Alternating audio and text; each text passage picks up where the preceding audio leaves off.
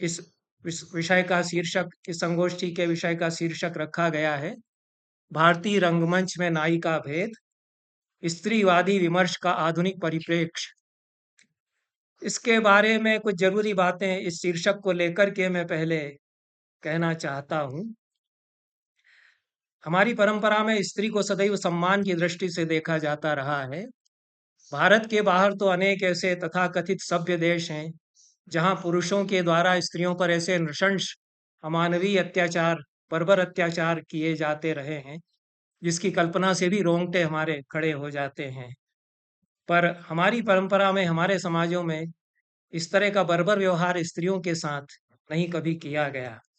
रंगमंच के इतिहास पर भी हम दृष्टिपात करें, थिएटर की दुनिया में हम यदि जाते हैं, तो यूरोप के रंगमंच पर अभिनेत्रियों के रूप में स्त्री की उपस्थिति 18वीं शताब्दी तक तो लगभग नहीं के बराबर थी, जहाँ तक मैं जानता हूँ। दर्शकों में ज़रूर बड़े-बड़े रईसों की महिलाएँ नाटक देखने, थिएटर देखने जाती थीं और उनके लिए अलग से बैठने के लिए बॉक्स बनाए जाते थे। हमने बचपन में सिनेमा जब हम लोग देखने जाते थे तो उसमें बालकनी के ऊपर बॉक्स होता था। तो बॉक्स से मतलब यहाँ संदूक से नहीं है, वो एक बैठने के लिए खास स्वतंत्र व्यवस्था उसमें होती थी जिसमें आप जोड़े के साथ पेयर में बैठ सकते हैं, फ़िल्म देख सकते हैं, देखते-देखते और भी कुछ कर सकते हैं यदि करना चाहें। तो दर्शकों में यूरोप में जो थिएटर के ऑडियंसेस थे उनमें महिलाएँ तो हो सकती थीं, रईस ख़ानदान की महिलाएँ, और ये बॉक्स ऑफिस का जो टिकट था उसको महँगा टिकट लेकर के बैठती थीं। पर प्रोफेशनल थिएटर आर्टिस्ट के रूप में कामकाजी महिलाएँ यूरोप में रंगमंच पर 18वीं शताब्दी तक, जहाँ तक मेरी जानकारी है, नहीं थीं। शेक्सपियर के ज़माने में विक्टोरियन थिएटर पर नायिका का अभिनय खूबसूरत लड़के करते थे और महिला पात्रों का अभिनय भी पुरुषों के द्वारा कराया जाता था। जबकि भारतीय रंगमंच के इतिहास पर हम दृष्टिपात करते हैं, तो नाट्यशास्त्र जो कि करीब 2500 साल पहले लिखा हुआ विश्वकोशात्मक ग्रंथ है, बहुत बड़ा इंसाइक्लोपीडिया है theatre arts, music, performing arts और ड्रामाटर्जी के बारे में, और दुनिया को हमारी बड़ी अनोखी देन है। हम इंडियन नॉलेज सिस्टम्स की बात करते हैं, भारतीय ज्ञान मीमांसाओं की बात करते हैं, तो जो ग्रंथ सबसे ज़्यादा मूल्यवान हैं दुनिया के लिए, जो हमने दुनिया को दिए हैं, 4-5 ग्रंथों के नाम संस्कृत से यदि गिनाए जाएँ, तो उनमें ऋग्वेद, रामायण, महाभारत, व्यास और वाल्मीकि के जो हैं, कौटिल्य के अर्थशास्त्र और पाणिनि की अष्टाध्यायी के बाद नाट्यशास्त्र का नाम आएगा। कालक्रम की दृष्टि से, महत्व की दृष्टि से तो नाट्यशास्त्र का वही महत्व है जो कि ऋग्वेद या महाभारत, रामायण का। तो ये नाट्यशास्त्र से हमें जानकारी मिलती है कि 2500 साल पहले जो थिएटर या रंगमंच था, उसमें स्त्रियों का अभिनय स्त्रियाँ करती थीं। और भरत मुनि कहते हैं कि हमको तो स्त्रियों का अभिनय करने के लिए स्त्रियाँ दीजिए ब्रह्मा से, और ब्रह्मा उनको अप्सराएँ प्रदान करते हैं, स्त्रियाँ आती हैं नाटक में काम करने। रामायण में जो वाल्मीकि की रामायण है, बाद की रामायणों की बात नहीं कर रहा हूँ, उसमें वधू नाट्य संघ ये शब्द आता है। तो महिलाओं का थिएटर ग्रुप, ये इससे आशय होना चाहिए। तो महिलाओं ने जो रंगमंच पर काम करने वाली महिलाएं हैं, वो 3000-4000 साल पहले उनके अपने ग्रुप्स थे, ऐसा हम इससे समझ सकते हैं। और केवल स्त्रियों के लिए, स्त्रियों के द्वारा किए जाने वाले नाट्य दलों का भी उल्लेख संस्कृत साहित्य में आता है कि महिलाओं के लिए महिलाएं थिएटर करती हैं। ये 1000 साल पहले की, हमारे यहाँ कई हजार साल पहले की हमारे यहाँ स्थिति है। और जो भरत मुनि जो कि बहुत बड़े सिद्धांतकार हैं, बहुत बड़े थ्योरिस्ट हैं और बड़े रंगकर्मी भी हैं, महान रंगकर्मी भी है, थिएटर डायरेक्टर हैं भरत मुनि, और नाट्यशास्त्र जैसे महान विश्वकोशात्मक ग्रंथ के प्रणेता भी हैं। तो वे बताते हैं कि राजाओं के रनिवास में, अंतःपुर में जो नाटिकाएं खेली जाती थीं, उनमें सारे के सारे आर्टिस्ट महिलाएं ही हुआ करती थीं। महिलाएं ही होंगी ये वो प्रिस्क्राइब करते हैं, और उनके उदाहरण भी मिलते हैं कि ऐसी नाटिकाएं राजाओं के रनिवास में, उनके महलों में खेली जा रही हैं जहां महिलाएं ही सारा नाटक कर रही हैं। दूसरी ओर भरत मुनि ने जो रंगमंडल का विवेचन किया है, रेपर्टरी का विवेचन किया है नाट्यशास्त्र के 35वें अध्याय में, उसमें उन्होंने लंबी सूची दी है कि रेपर्टरी में जो थिएटर ग्रुप होगा उसमें कौन-कौन होंगे। तो उसमें महिला आर्टिस्ट के नाम उन्होंने बताए हैं, नर्तकी उसमें होगी, नाटकिया होगी, नायिका होगी जो हीरोइन का रोल करने वाली महिला होगी, तो ये रंगमंच पर हमारे यहाँ महिलाएं बहुत प्राचीन काल से आती रही हैं। पर यह सच है कि हमारा समाज जो 2-2,500 साल से 3,000 साल से जो समाज है भारत का, जैसा कि अन्य देशों का है, वह पुरुषों के वर्चस्व का समाज है, मेल डोमिनेटेड सोसाइटी है। और जो आज विचार आ रहा है, फेमिनिज्म की बात की जा रही है, उसमें स्त्री के उन्मुक्त चिंतन, नारी स्वातंत्र्य और नारी के द्वारा किया जाने वाला विमर्श, इसकी बात जो की जा रही है, उसके लिए बहुत कम स्पेस हमारे साहित्य में, हमारी कलाओं में, हमारे समाज में रहा है। पर यह भी सच है कि हमारे यहाँ बहुत प्राचीन काल में मातृसत्तात्मक समाज रहे हैं, मैट्रियार्कल सोसाइटीज हमारे यहाँ रही हैं। और बाद तक भी अनेक हमारे रीजन्स में, अनेक क्षेत्रों में भारत में मैट्रियार्कल सोसाइटीज जिंदा रही, मातृसत्तात्मक समाज रहे। और अभी भी कुछ ट्राइब्स में मातृसत्तात्मक समाज है, तो वहाँ स्त्री का ही राज्य होता है। और कुछ स्टेट्स ऐसी हुआ करती थी जिनको स्त्री राज्य कहते थे, वहाँ स्त्रियां ही रूल करती थी, स्त्रियों का राज्य होता था, स्त्रियां ही राजा हैं। और ऐसे स्त्री राज्यों का उल्लेख महाभारत में सबसे पहले मिलता है। युधिष्ठिर जो राजसूय यज्ञ करते हैं, उसमें स्त्री राज्य से भी एम्बेसडर्स आती हैं, महिलाएं प्रतिनिधि उनके आते हैं, स्त्री राज्याधिपति उसमें आती हैं। जो हेड ऑफ गवर्नमेंट है स्त्री राज्य का, वुमेन गवर्नमेंट वाले स्टेट का, उससे प्रतिनिधि आते हैं यहाँ पर हस्तिनापुर में, दिल्ली में। तो ये हमारी देश की स्थिति जो स्त्री विमर्श को लेकर के है, प्राचीन भारत में कलाओं में रंगमंच में स्त्री की उपस्थिति को लेकर के है, उस पर इस दृष्टि से गौर किया जाना चाहिए।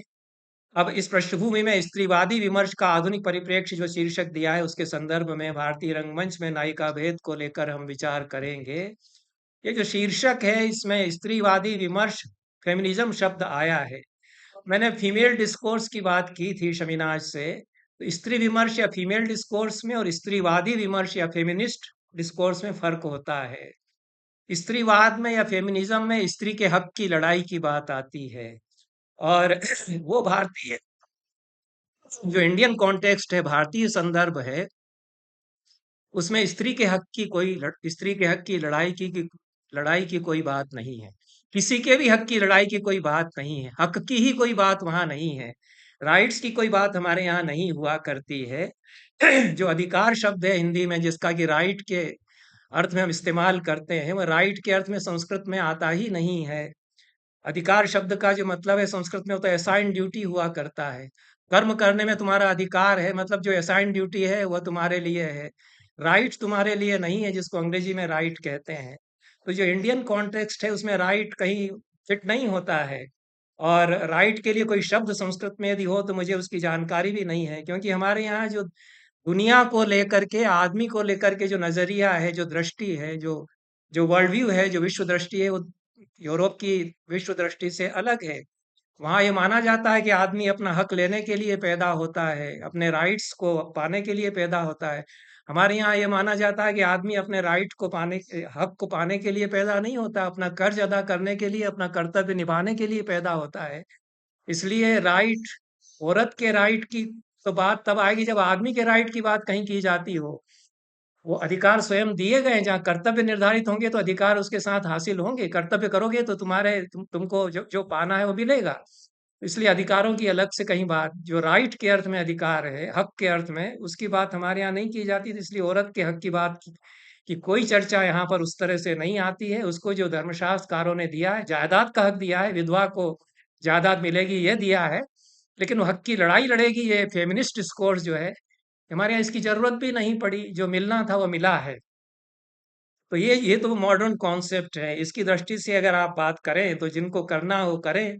मैं जो इंडियन कॉन्टेक्स्ट, जो भारतीय संदर्भ है, उसकी दृष्टि से बात करूंगा। तो नाट्यशास्त्र की परंपरा में नायिका शब्द जो है वो हीरोइन के लिए सिर्फ नहीं आता, ये ध्यान रखना चाहिए। बहुत सारे शब्दों से गलतफहमी होती है। हम हीरो कहते हैं तो हम समझते हैं कि नायक की बात हो रही है, नायक कहते हैं तो समझते हैं कि हीरो कहा जा रहा है, नायिका कहते हैं तो समझते हैं कि हीरोइन कहा जा रहा है। और संस्कृत में नाट्यशास्त्र की परंपरा में जो 18वीं शताब्दी तक ट्रेडिशन है, वो यह है कि नायक तो जितने भी प्रमुख पात्र हैं वो सारे नायक हैं। नयति इति नायकः, जो आगे ले जाता है कहानी को, वो नायक है। तो जितने भी मेजर कैरेक्टर्स हैं वो नायक कहलाएंगे, जितने भी मेजर फीमेल कैरेक्टर्स हैं वो नायिकाएं होंगी।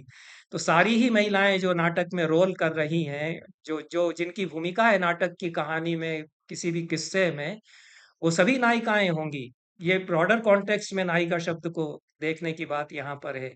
दूसरी जो बहुत महत्वपूर्ण बात है कि खलनायक शब्द हमारे यहाँ नहीं है। ये बहुत ध्यान रखना चाहिए, जो नए लड़के लड़कियां रिसर्च कर रहे हैं उनसे, उनको मैं उनसे निवेदन करूंगा कि 18वीं शताब्दी तक के संस्कृत के शास्त्रीय वाङ्मय में नाट्यशास्त्र की सैकड़ों किताबें लिखी गई भरत मुनि के बाद, उनमें खलनायक शब्द नहीं आता। प्रतिनायक शब्द तो आता है कि नायक के बराबरी पर कोई एक है जो उसको चैलेंज कर रहा है, लेकिन वो खलनायक नहीं है, क्योंकि हमारे यहाँ स्याह सफेद कुछ नहीं होता।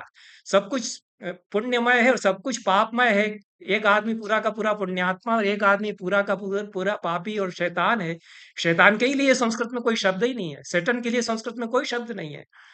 कोई खलनायक हो सकता है दुनिया में, ये हमारे कॉन्सेप्ट में ही फिट नहीं होता है। खलनायिका तो बहुत दूर की बात है, खलनायक शब्द ही नहीं है। प्रतिनायक शब्द है नाट्य शास्त्र में। रावण प्रतिनायक है, रावण खलनायक नहीं है। इतना बड़ा पुण्यात्मा, इतना बड़ा ज्ञानी, इतना बड़ा विद्वान है, महान शूरवीर है, दुनिया को जीतने वाला है, खलनायक कैसे उसको कहेंगे? उसने पाप किए होंगे, थोड़ा अत्याचारी हुआ हो गया होगा, लेकिन खलनायक उस तरह से वह नहीं है कि पूरी तरह से वो पापी और निरंकुश नहीं हुआ है। फिर खलनायक खलनायिका तो कहीं आती ही नहीं है। प्रतिनायिका शब्द भी नहीं आता है, जो प्रतिनायक शब्द तो आता है। तो जब नायिकाओं पर हम विचार करें तो इन चीजों को ध्यान में रखें कि जो मॉडर्न कॉन्टेक्स्ट हम समझ रहे हैं, उससे इंडियन कॉन्टेक्स्ट, जो भारतीय दृष्टि है, वो कई मायनों में कितनी अलग है, और उसकी जो खूबियां हैं उनको समझा जाए कि उसकी क्या खूबियां रही हैं। हमारे यहाँ जो कल्चरल कॉन्टेक्स्ट है, हमारा जो सांस्कृतिक परिवेश है, उसमें नायक स्त्री को हमने किस तरह से देखा है और कहाँ तक उसको हमने ऊंचाइयों तक पहुंचाया है गृहिणी के रूप में। गृहिणी का तो बड़ा सम्मान है, जो हाउसवाइफ है उसका बड़ा गौरवशाली गुणगान किया गया है, क्योंकि आदमी उसके माथे, उसके सर पर माथे रखते हैं। संस्कृत साहित्य में, नाटकों में औरत प्रणाम नहीं करती है आदमी को। कालिदास के तीनों नाटकों में नायक जो है उसके कदमों पर सिर रखते हैं। ये बहुत सारे नाटकों के मैं उदाहरण दे सकता हूँ। तो ये औरत को जो इतना दर्जा दिया गया है, उस सच्चे भाव से दिया गया है, वो फर्क पैदा करता है, उसमें अंतर आता है। तो जब अधिकारों के लिए लड़ाई की बात आती है तो फिर वो जो स्टेटस है वो वहां पर नहीं रहेगा। वो अधिकारों के लिए लड़ाई की बात आज जरूरी है, आज के कॉन्टेक्स्ट में तो होना ही चाहिए, लेकिन जिस प्राचीन भारतीय कॉन्टेक्स्ट की हम बात कर रहे हैं उसमें इसकी जरूरत नहीं पड़ी और यह वहाँ हुआ भी नहीं। ये बातें ध्यान में रखना चाहिए कि हक के लिए लड़ाई और फेमिनिज्म, फेमिनिस्ट डिस्कोर्स उसमें उस तरह से नहीं आएगा, क्योंकि स्त्री का स्टेटस बहुत अलग हो जाता है। अब जैसा मैंने कहा कि नायिका जो है वो बहुत सारे स्त्री पात्र जो कि रोल अदा करते हैं कहानी में, नाटक में, उनके लिए आता है। और भरत मुनि के नाट्य शास्त्र में नाट्य मंडली में जो काम करने वाली एक्ट्रेस है उसको भी नायिका कहा है। जो रंगमंडल में, जो रेपर्टरी में हीरोइन का रोल करती है, कोई भी रोल करती है, वो लड़की या वो महिला भी नायिका कही जाती है उस रेपर्टरी में, कि ये हमारी हीरोइन है, ये हमारी नायिका है। और किसी भी नाटक में, किसी भी कहानी में, उपन्यास में जो मेजर रोल जिस महिला का है वह तो नायिका कहलाएगी ही। इस दृष्टि से नायिकाओं के भेद नाट्यशास्त्र और उसकी परंपरा में जो सैकड़ों आथर्स हैं, ग्रंथकार हैं, आचार्य हैं, बड़े बड़े आचार्य, वो नायिका भेद करते हैं, नायिका भेद पर विचार करते हैं। वो बड़ा लंबा ये किस्सा है, 2000 2500 साल तक नायिका भेद पर खूब विचार हुआ। और 8 भेद भरत मुनि ने किए थे, फिर 3 दूसरी तरह से भेद किए थे। ये बढ़ा बढ़ा करके 2 ढाई हजार 3000 तक भेद हो जाते हैं। 10वीं 11वीं शताब्दी में जो आथर संस्कृत में लिख रहे हैं, भोज हैं, रामचंद्र गुणचंद्र हैं, और भी कई जो नाट्यशास्त्र की परंपरा के महान आचार्य हैं।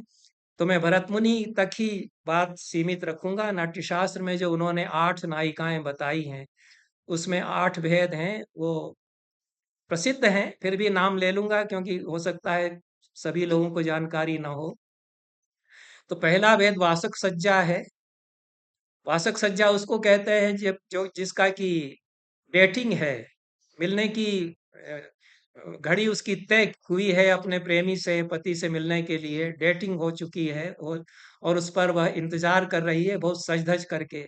तो वासक या जो मौका है मिलने का, उस पर वो अपने आप को अच्छी साड़ी-वाड़ी पहन रही है, उसको वासक सज्जा कहते हैं। दूसरी नायिका का विरह उत्कंठिता है कि तय हुआ था कि आएँगे मिलने, लेकिन ऑफ़िस में कामकाज कुछ ऐसा आ गया, मीटिंग लंबी चल गई और नहीं आ पा रहे हैं, फ़िल्म दिखाएँगे ले जाने, नहीं आ पाए और वो इंतज़ार कर रही है। तो बहुत उत्कंठित होकर के इंतज़ार कर रही है, घड़ी देखती है, खिड़की पर जा कर के देखती है। या भरतनाट्यम देखेंगे तो उसमें बहुत खूबसूरती से अच्छी जो नृत्यांगनाएँ हैं, वो बताती हैं कैसे विरोधकंठिता का अभिनय होगा, वो खिड़की पर जा कर के कैसे देखेगी। और तीसरी नायिका बहुत ही गौरवशाली है। उसके नाम पर भी आपको ध्यान देना चाहिए। उसका नाम स्वाधीन भर्तृका है। स्वाधीन भर्तृका माने जिसका भर्तृ या पति उसके अधीन है। अब ये नाम बहुत ही सिग्निफिकेंट है, क्योंकि भर्तृ का अर्थ तो मालिक होता है, स्वामी। और स्वामी या मालिक को जिसने अपनी मुट्ठी में कर रखा है, वो स्वाधीन भर्तृका होगी। तो पति भी है, वह टेक्निकली ऑफिशियली तो मालिक है घर का, लेकिन एक ऐसी गृहिणी हो सकती है कि वो पति उसकी मुट्ठी में है। दोनों बहुत खुश हैं, पति भी उसकी मुट्ठी में रह कर के खुश रहता है और दोनों में बड़ा प्रेम है। ये आदर्श स्थिति है, ये दाम्पत्य का रहस्य है। जिनकी शादी नहीं हुई है वो इस बात को समझ लें कि हमारे यहाँ बताया गया है कि जो मैट्रिमोनी है, उसका जो मर्म है वो यही है कि औरत के वश में आदमी और आदमी के वश में औरत रहे। यही दाम्पत्य के सुख का रहस्य है। यदि भर्ता च भार्या च परस्पर वशानुगौ, इंटर कंट्रोलेबिलिटी जिसको कहते हैं, एक दोनों एक दूसरे को कंट्रोल करते हैं। ये मार्कंडेय पुराण में जो दाम्पत्य है उसका मर्म बताया गया। तो स्वाधीन भर्तृका तो ऐसी नायिका है कि वह अ, दोनों एक दूसरे पर डिपेंड करते हैं, दोनों एक दूसरे के वश में रहते हैं, दोनों एक दूसरे को कोलैबोरेट करते हैं। ऐसी नायिका स्वाधीन भर्तृका है। इसके बहुत सुंदर वर्णन हमारे साहित्य में आते हैं और अनेक स्वाधीन भर्तृका नायिकाएं आती हैं, उनके बारे में कविताएं हैं। और बाद के आचार्यों ने तो इसको सर्वश्रेष्ठ नायिका फिर माना ही है। और चौथी नायिका जो है वह कलहांतरिता है। अब सभी तरह की नायिकाएं इसमें आती हैं। कलहांतरिता तो उसके नाम से ही झगड़ालू स्त्री है और उसका पति उसको प्रेमी उसको छोड़ करके चला गया है। वैसे भी गुस्सैल स्त्री है, तो चूंकि झगड़ा करके छोड़ करके गया है तो गुस्से में भरी रहती है और जब लौट करके आएगा भी तो उससे पूरी तरह से अच्छी तरह से वो झगड़ा करेगी। ये नायिका है चौथी। पांचवी जो है खंडिता है। उसको धोखा उसको खंडिता नायिका जिस मिलने के लिए अपॉइंटमेंट हुआ था लेकिन नहीं आया, वो बाद में मना करता है, उस समय ठीक समय पर बताता भी नहीं है। तो ये खंडिता नायिका है, उसका विश्वास खंडित हो गया है। ये पांचवी है। छठी नायिका विप्रलब्धा है। फिर विश्वास भी टूट जाता है कि अब तो धोखा दे करके चला ही गया, दूसरी स्त्री कोई उसको मिल गई है, तो विप्रलब्धा नायिका कहलाती है। और सातवीं नायिका बहुत ही करुण स्वरूप उसका है।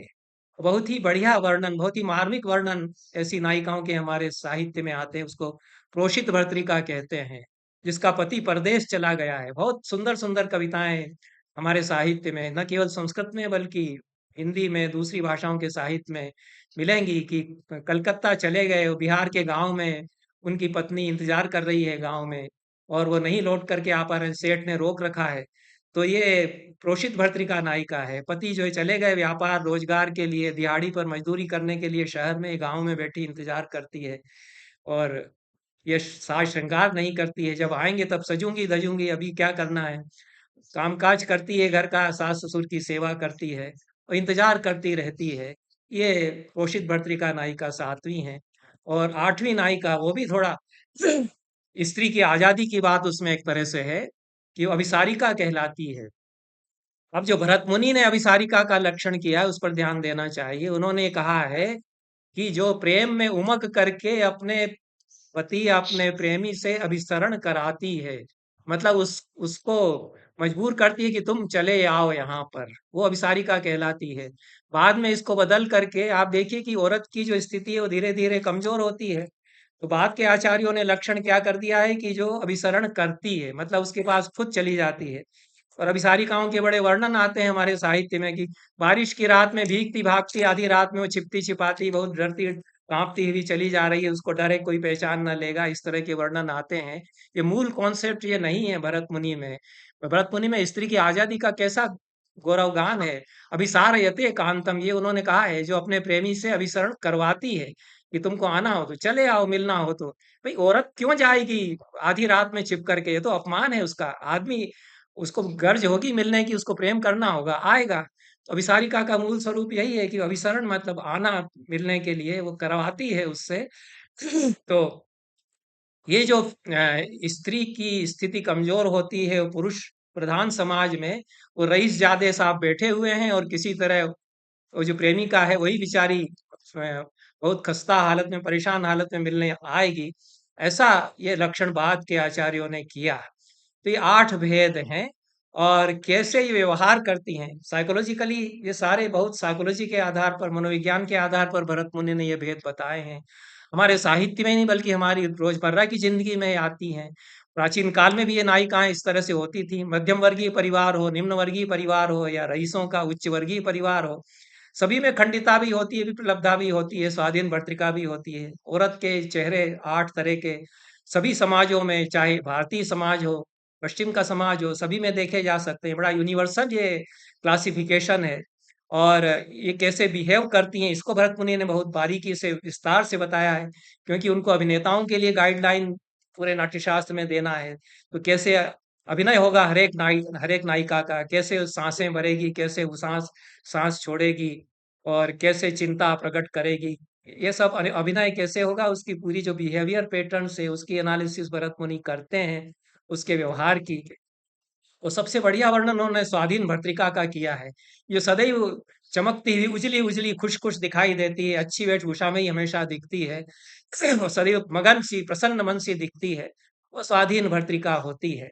अब ये आप कह सकते हैं कि ये जो क्लासिफिकेशन है एट फोल्ड हीरोइंस, ये 8 प्रकार की नायिकाओं का, इसमें आज के हिसाब से तो बहुत सारी महिलाएं छूट जाती हैं। तो ये हम लोगों को करना चाहिए था कि इसमें जोड़ें कि जो कॉल सेंटर पर काम करती है, जो Indian institute of advance study में फेलो हो गई है, वो सब भी महिलाएं, नायिकाएं तो वो भी होंगी।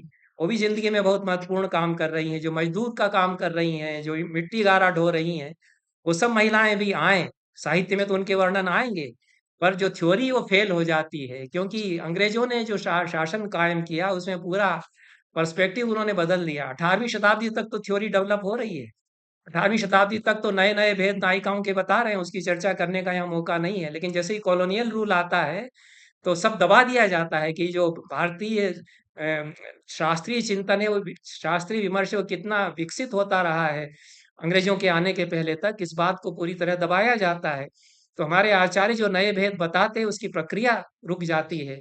नहीं तो नई नायिकाएं हम बता सकते थे। और अब ये काम हमको करना चाहिए कि ये साहित्य में जो रोजमर्रा की जिंदगी में जो महिलाएं अब काम कर रही हैं, उनके आधार पर उनको नायिकाओं के रूप में जगह दी जाए। तो ये मुख्य मुख्य बातें मैंने कह दी, और अब मैं 5 मिनट में वाइंड अप करूंगा। मैंने शायद ज्यादा समय ले लिया है। और 2-3 बातें इसमें बहुत महत्वपूर्ण हैं। एक तो हमको ये बताया जाता है, जब कोर्स में हमको पढ़ाया जाता था, कि 4 तरह के नायक होते हैं: धीरोदात्त, धीर शांत, धीर ललित और धीरोद्धत। ये नायकों के 4 भेद किए गए, महान नायक होते हैं 4 तरह के। ये हमको कभी नहीं बताया गया कि भरत मुनि ने ऐसी ही 4 प्रकार की नायिकाएं भी बताई हैं। तो धीर शांता, और धीरोद्धता, धीर ललिता और धीरोदात्ता, ये महिलाओं में भी होंगी। ये कभी हमको नहीं बताया गया, भरत मुनि तो बता गए। अब क्या जमाना था 2500-3000 साल पहले, कि औरत भी जो नायिका होगी वो धीरोदात्त नायिका होगी। जो धीरोदात्त नायक के लिए कहा गया, कि संस्कृत में तो धीरोदात्त महान क्षत्रिय नायक ही बताए गए हैं, लेकिन वहां हर तरह के नायक बताए गए हैं, तो स्त्रियां भी वहां हर तरह की। भरत मुनि ने कहा कि धीरोदात्ता स्त्री भी हो सकती है, धीरोद्धता भी स्त्री हो सकती है, धीर शांता भी हो सकती है, धीरोद्धता भी हो सकती है। दूसरा जो बहुत बढ़िया उन्होंने विवेचन किया है, जो कि आज भी बहुत मौजूद है, आज भी बहुत ही प्रासंगिक है, वो मुग्धा, मध्या और प्रगल्भा, ये 3 भेद नाट्यशास्त्र के आचार्यों ने बताए। ये भी बड़ी साइकोलॉजिकली जो डेवलपमेंट होता है किसी भी स्त्री का, बचपन से लेकर के और एडल्ट होने तक, उसके हिसाब से ये 3 भेद, ये 3 स्टेजेस उसकी उन्होंने बताई। तो मुग्धा तो भोली भाली नायिका है, एडोलेसेंस में, कैशोर्य में है, उसने जाना नहीं है स्त्री पुरुष संबंधों के बारे में, ऐसी नायिका मुग्धा कहलाती है। मध्या जो थोड़ी वयस्क हो रही है और युवा भी हो चुकी है, वो थोड़ा मिलती-जुलती भी है लड़कों से या आदमियों से, तो मध्या नायिका कहलाती है। प्रगल्भा जो पूरी तरह से इलोक्वेंट भी हो चुकी है, खूब बतियाती है, अच्छी बातूनी भी हो चुकी है, पुरुषों को चैलेंज भी कर सकती है। प्रगल्भा का तो मतलब ही है, कुछ कुछ ढीठ भी हो चुकी है। ये 3 स्टेजेज़ उन्होंने बताई और हम जब कॉलेज में थे, बीए में थे, तब तक तो मुग्धा नायिकाएँ देखने में आती थीं, अब ज़माना बदल गया। अब कोई भोली-भाली लड़कियाँ वैसी नहीं रह गई हैं। तो ये मुग्धा नायिका जो बताई थी, वह तो भरत मुनि ने अब तो नहीं देखने को मिलेगी, वो प्राचीन साहित्य में ही मिलेगी कि वो कालिदास की शकुंतला मुग्धा नायिका है। फिर वो मध्या भी होती है, जब दुष्यंत से मिलन होता है, बातचीत करने लगती है। फिर वही प्रगल्भा भी होती है, एक ही लड़की, उसमें तीनों स्टेजेस कालिदास ने दिखा दी हैं। जब वो पहुँचती है, उसको ठुकराई जाती है, तो क्या चुनौती देते हुए गुस्से में भर कर के, बिफर कर के बात करती है और कह देती है कि तुम धर्म का लबादा ओढ़े पाखंडी तुम हो, तुम धोखा मुझे दे रहे हो। ये तीनों रूप स्त्री के प्रेम संबंधों को लेकर के हमारी परंपरा में बता दिए भरत मुनि ने। इन शब्दों के साथ मैं अपना वक्तव्य यहाँ समाप्त करता हूँ। कुछ समय जो मैंने अधिक लिया, यदि लिया है, मुझे पता नहीं कि मैंने ले लिया है कि नहीं ले लिया है, लेकिन लिया है तो मैं उसके लिए क्षमा प्रार्थना करता हूँ। बहुत-बहुत धन्यवाद। सभी को नमस्कार।